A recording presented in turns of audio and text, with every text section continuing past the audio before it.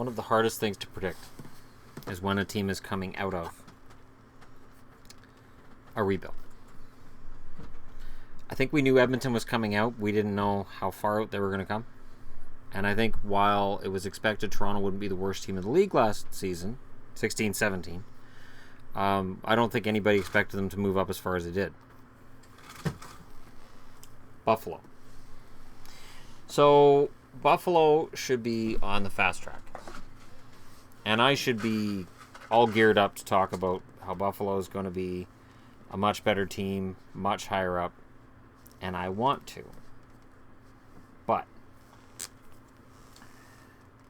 Kane is unpredictable.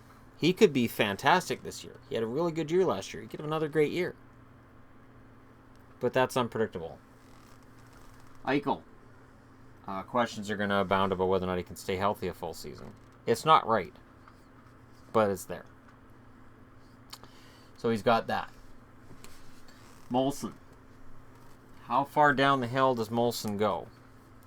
Can Molson score enough goals? Reinhart. There have been a lot of questions about Sam Reinhart and whether or not he's a flop, and I think that's just garbage, to be honest. I think Sam Reinhart has played very well.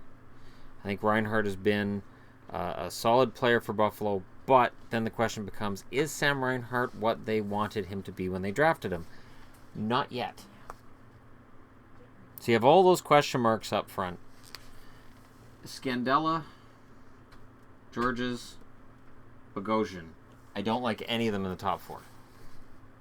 I'm not a Zach Bogosian fan. I think Josh Georges should be a 5-6 guy. And Scandella as a number 4, sure. McCabe I like. I think McCabe's going to end up moving up. I think Beaulieu will move up. I think Bogosian, if Bogosian gets off to a slow start, he's going to lose ice time. And Bogosian's looking at being out of the league. Because what Buffalo's got going for them, and I'm not just going to tear them apart and then go, well, good night, everybody. I like Falk's work ethic, and I like Fedun. I'm not sure why Taylor Fedun doesn't get, no, it's Fedun, doesn't get more of a chance at the NHL level. Because he scores a lot of points, so he must be abysmal defensively. Well, guess what? Buffalo needs offense off this blue line. I mean, so at some point soon, I'm going to be talking about Montreal and their blue line and its issues.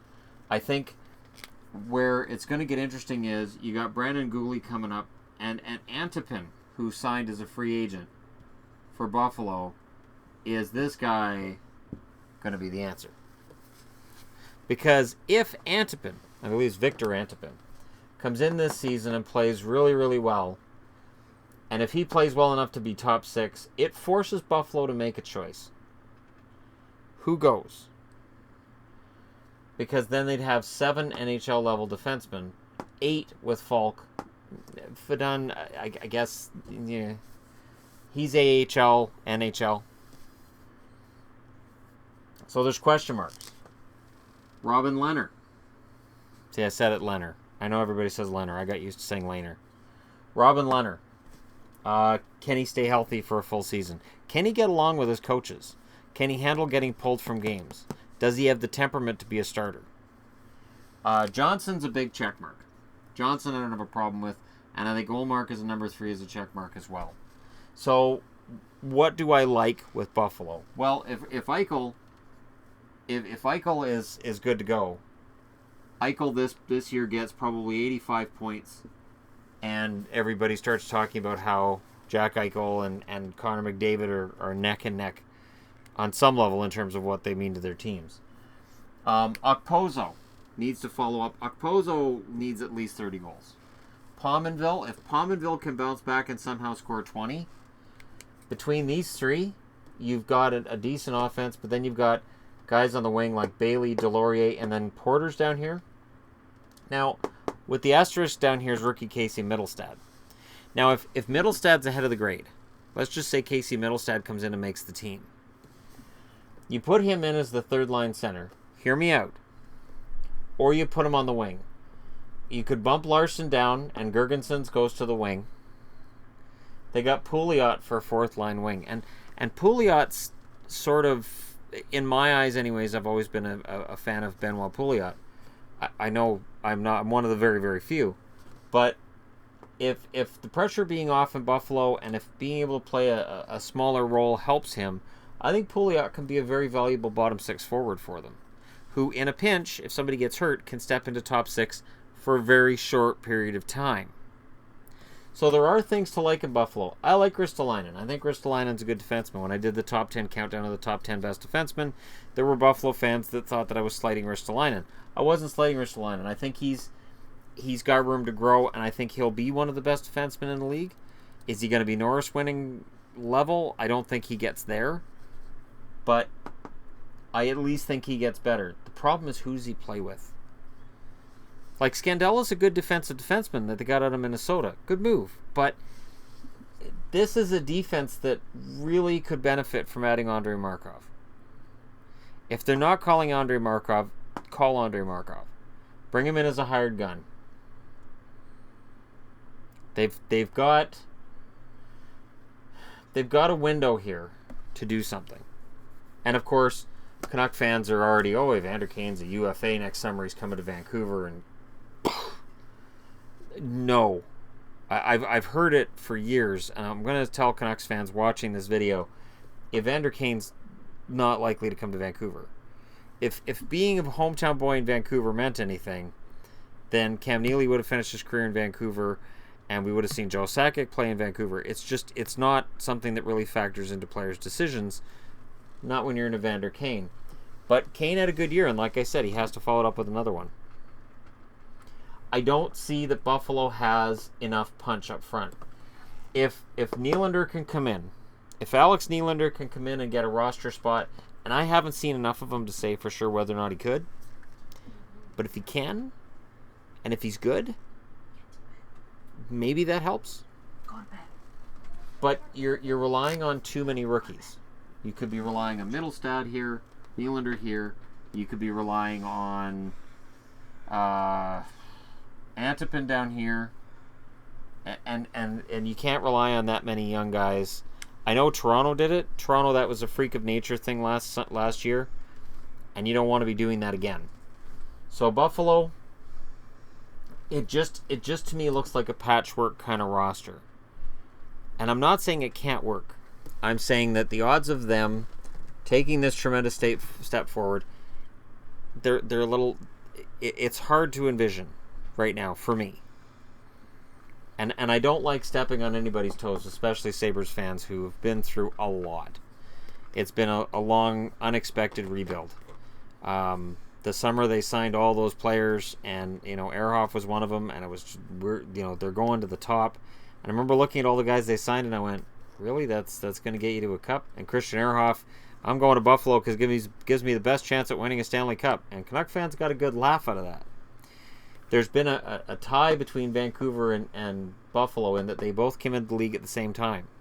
They've both experienced similar levels of success, minus Vancouver's abysmal 80s. Outside of that, there's been some similar storylines. Buffalo has had Hasek, Vancouver's had Luongo.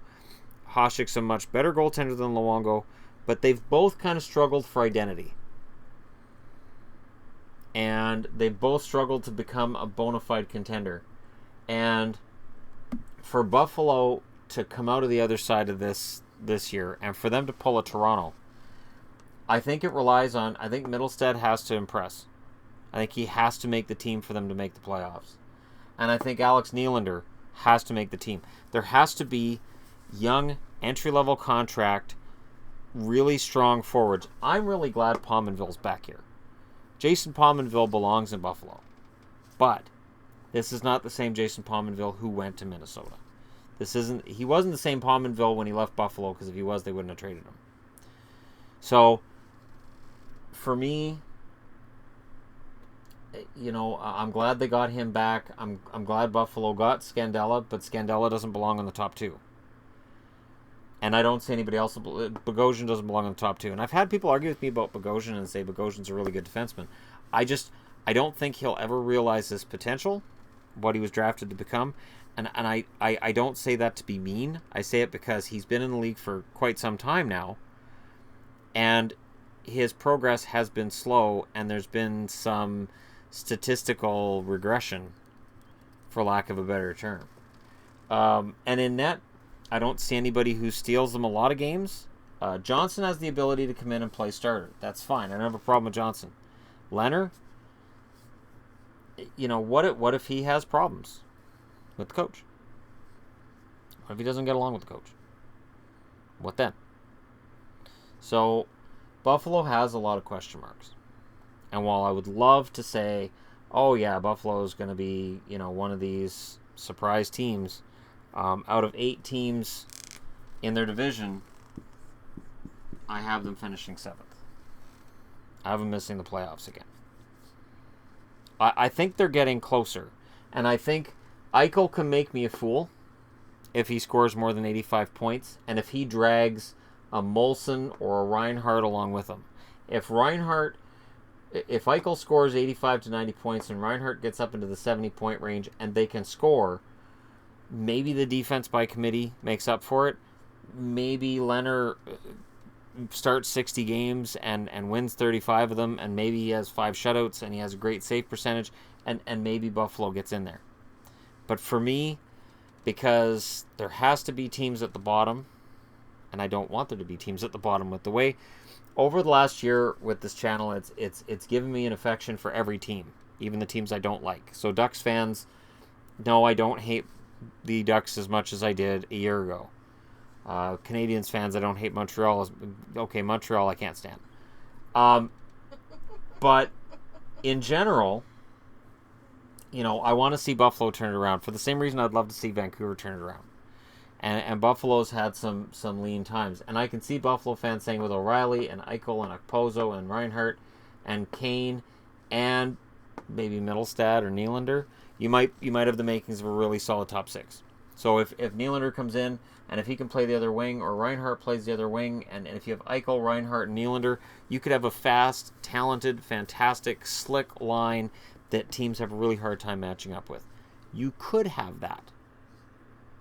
But it is a large risk they're taking. So, again, I apologize to Buffalo fans because I know they're going to want to hear a rosy prediction here. But I don't see that right now. But I see good things for Buffalo. Just I don't see them this coming season, unless they go out and pick up somebody else in free agency. I don't think Brian Giunta's still out there. I don't think if they brought Giunta back it would make a difference, and I don't see where Giunta fits on this roster either. Once they brought in Pouliot and they brought back Pominville, Giunta's spot on the roster is gone. He's a right winger, and he's not going to want to come back to play on the 5th line, meaning sitting up in the press box until they have an opening for him.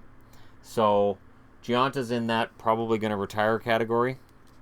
But while Buffalo's made some improvements, I just don't know that it's enough to make up the difference. I think Buffalo is going to be better. I think they're going to be competitive. I think the East is going to be a bitter fight till the end. So when I say 7th, this is a strong 7th. But I just see too many teams ahead of them right now. And, that division, that whole conference is going to be tough. It is going to be very tough. And the Metro is going to make it tough. And the Atlantic, there's a few teams that are going to make it tough. And we'll see. So let me know your prediction. Don't forget to hit like and subscribe if you're browsing your way through. And again, if you're a Buffalo fan, I don't do this to be a jerk. I do this because I looked at the numbers, I looked at the rosters, and I don't see the kind of defense or depth of scoring that's going to lead them out yet. But there's potential. There's a lot of potential. So let me know why I'm wrong. Hit like and subscribe if you're browsing your way through. And thank you so much for watching. I'll talk to you guys again later.